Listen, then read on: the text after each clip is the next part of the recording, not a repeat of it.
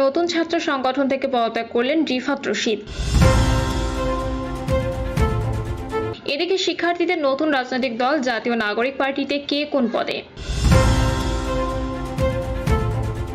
জানাবো এমন কোনো কাজ করবেন না যাতে সংগ্রাম বিফলে যায়, বলছেন খালেদা জিয়া। এবং সর্বশেষ জানাবো পদ বাড়িয়ে সমঝোতার চেষ্টা নতুন দলে। শুনছিলেন সংবাদ শিরোনাম, এবারে বিস্তারিত। নতুন ছাত্র সংগঠন থেকে পদত্যাগ করলেন রিফাত রশিদ। বৈষম্য বিরোধী ছাত্র আন্দোলনের একাংশের নেতৃত্বে আত্মপ্রকাশ করেছে নতুন ছাত্র সংগঠন বাংলাদেশ গণতান্ত্রিক ছাত্র সংগঠন। আত্মপ্রকাশ ঘিরে ঘটনা পরিকল্পিত কিনা তা খতিয়ে দেখতে ৩ সদস্যের একটি তদন্ত কমিটি গঠন করেছেন নতুন এই সংগঠন।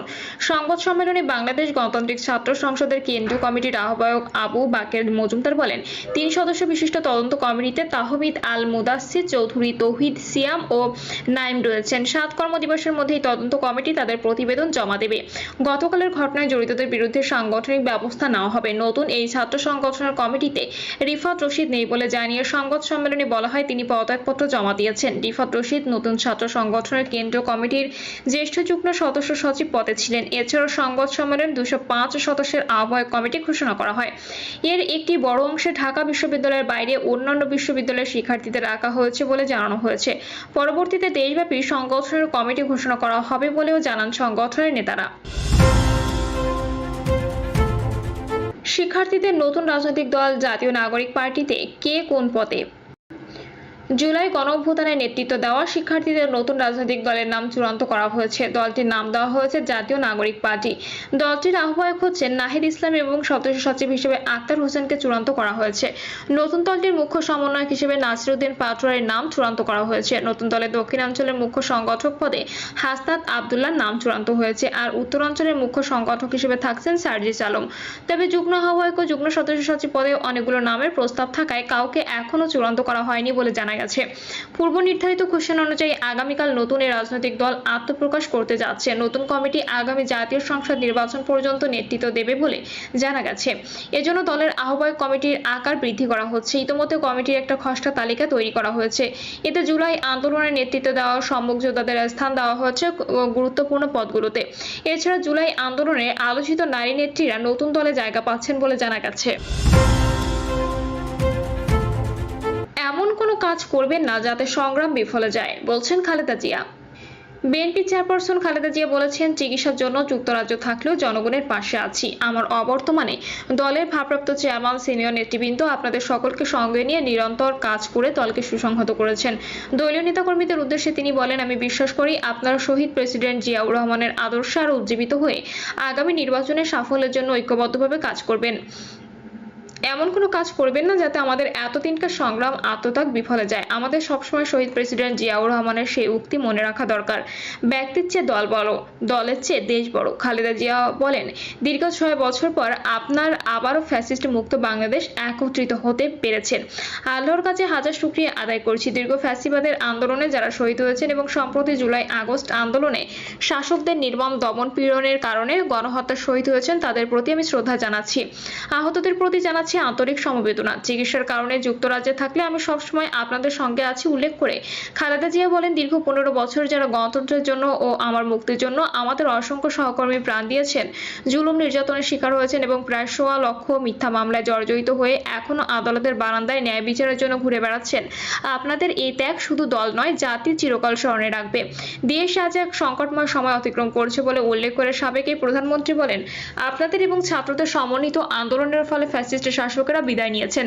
একটা অন্তর্বর্তীকালীন সরকার গঠিত হয়েছে। তাদের কাছে জনগণের প্রত্যাশা রাষ্ট্র মেরামতের ন্যূনতম সংস্কার দ্রুত সম্পন্ন করে গণতান্ত্রিক ব্যবস্থায় ফিরে যাওয়ার জন্য সকলের কাছে। খালেদা জিয়া আরো বলেন, বাংলাদেশের সর্বস্তরের মানুষ, বিশেষ করে তরুণ সমাজ আজ এক ইতিবাচক গণতান্ত্রিক পরিবর্তনের জন্য উন্মুখ হয়ে আছে। ক্ষুদ্র ক্ষুদ্র সংকীর্ণতা ভুলে দেশ ও জাতির বৃহত্তর স্বার্থে আমাদের কাজ করতে হবে। তিনি আরো বলেন, এখনো ফ্যাসিস্টদের দোসররা বাংলাদেশের শত্রুরা গণঅভ্যুত্থানের মাধ্যমে প্রাপ্ত অর্জনকে নস্যাৎ করার জন্য গভীর চক্রান্তে লিপ্ত রয়েছে। ইস্পাত কঠিন ঐক্যের মাধ্যমে জনগণকে সঙ্গে নিয়ে এই চক্রান্তকে ব্যর্থ করে নিতে হবে। গণতান্ত্রিক বাংলাদেশ বিনির্মাণের জন্য আমাদের সকলকে একযোগে কাজ করতে হবে। খালেদা জিয়া বলেন, আমি যুক্তরাজ্য থেকে অসুস্থ অবস্থায় আপনাদের আহ্বান জানাতে চাই। আসুন জনগণকে সম্পৃক্ত করে বাংলাদেশ জাতীয়তাবাদী দলকে পূর্বের ন্যায় আন্দোলন, সংগ্রাম, রাষ্ট্র পরিচালনার গণঅভ্যুত্থানের নেতৃত্ব প্রদানে আরও ঐক্যবদ্ধ সুসংহতভাবে গড়ে তুলি। দেশবাসীর উদ্দেশ্য খালেদা জিয়া বলেন, আসুন প্রতিহিংসা প্রতিশোধ নয়, পারস্পরিক ভালোবাসা ভ্রাতৃত্বের মাধ্যমে আমরা সকলে মিলে আমাদের প্রিয় বাংলাদেশকে সত্যিকার অর্থে একটি বাসযোগ্য, উন্নত ও গণতান্ত্রিক রাষ্ট্রে পরিণত করি। পদ বাড়িয়ে সমঝোতার চেষ্টা নতুন দলে। শেখ হাসিনার পতন ঘটানো গণঅভ্যুত্থানে নেতৃত্ব দেওয়া তরুণদের নতুন রাজনৈতিক দলের প্রধান সমন্বয়কারী পদ সৃষ্টি করে সমঝোতার চেষ্টা চলছে। এই টানাপোড়েনের মধ্যেই গতকাল মারামারিতে আত্মপ্রকাশ করেছেন গণঅভ্যুত্থানের সমন্বয়কদের নতুন ছাত্র সংগঠন বাংলাদেশ গণতান্ত্রিক ছাত্র সংসদ। নেতৃত্বে ঢাকা বিশ্ববিদ্যালয়ের এক সিটে প্রাধান্যে বিক্ষোভ করেন গণঅভ্যুত্থানের প্রতিরোধ করা বেসরকারি বিশ্ববিদ্যালয়ের শিক্ষার্থীরা। ছাত্র সংগঠনের মতো তরুণদের রাজনৈতিক দলের নেতৃত্ব নিয়েও চলছে বিরোধ। এতে ইসলামী ছাত্র শিবিরের সাবেক দুই নেতা নতুন দলে যোগ না দেওয়ার ঘোষণা দিয়েছে। তাদের সহ বিক্ষুব্ধদের ফেরানোর চেষ্টা করছেন দলের নেতৃত্বে নিতে যাওয়া সদ্য সাবেক উপদেষ্টা নাহিদ ইসলাম। সপ্তাহখানেক ধরেই শোনা যাচ্ছিল সদস্য সচিব পদে জাতীয় নাগরিক কমিটির আহ্বায়ক মোহাম্মদ নাসির উদ্দিন পাটোয়ারিকে চালাচ্ছিলেন তার অনুসারীরা। সরকারি চাকরিতে কোটা পুনর্বহালে প্রতিবাদ শিক্ষার্থীরা বৈষম্য বিরোধী ছাত্র আন্দোলন নামে প্ল্যাটফর্ম গড়ে গত 1 জুলাই আন্দোলনের নামে হাসিনা সরকার নির্বিচারে হত্যাযজ্ঞের প্রতিবাদে শিক্ষার্থীদের সঙ্গে সাধারণ মানুষের রাজপথে নামেন। আন্দোলন গণঅভ্যুত্থানে রূপ নিলে 5 আগস্ট শেখ হাসিনার কর্তৃত্ববাদী শাসনের পতন হয়। বৈষম্য বিরোধী ছাত্র আন্দোলনের নেতৃত্বে ছাত্রশক্তির নেতারা সামনের সারিতে থাকলেও শিবির, ছাত্র অধিকার পরিষদ সহ বিভিন্ন বাম সংগঠনের নেতাও ছিলেন। রাজনৈতিক দল গঠনে 8 সেপ্টেম্বর গঠন করা জানাকেও ছাত্রশক্তি, ছাত্র শিবির, ছাত্র অধিকার পরিষদ এবং কওমি মাদ্রাসা ভিত্তিক বিভিন্ন ছাত্র সংগঠন ও বাম সংগঠন থেকে আসা নেতা রয়েছে। সবাই নিজ বলয় থেকে নতুন শীর্ষ নেতৃত্বে জায়গা করার চেষ্টা করছেন। এ নিয়ে নতুন বিরোধ থেকে গণঅভ্যুত্থানের কৃতিত্ব নিয়ে সপ্তাহ 2 আগে বিরোধে জড়ায় ছাত্রশক্তি ও শিবিরের সাবেক নেতারা। সামাজিক যোগাযোগ মাধ্যমে পরস্পরের বিরুদ্ধে লেখেন, অতীতে শিবির সংশ্লিষ্টতার কারণে নতুন দলের শীর্ষ নেতৃত্বে আনা হয় না বলে অভিযোগ তোলেন শিবিরের সাবেক নেতারা।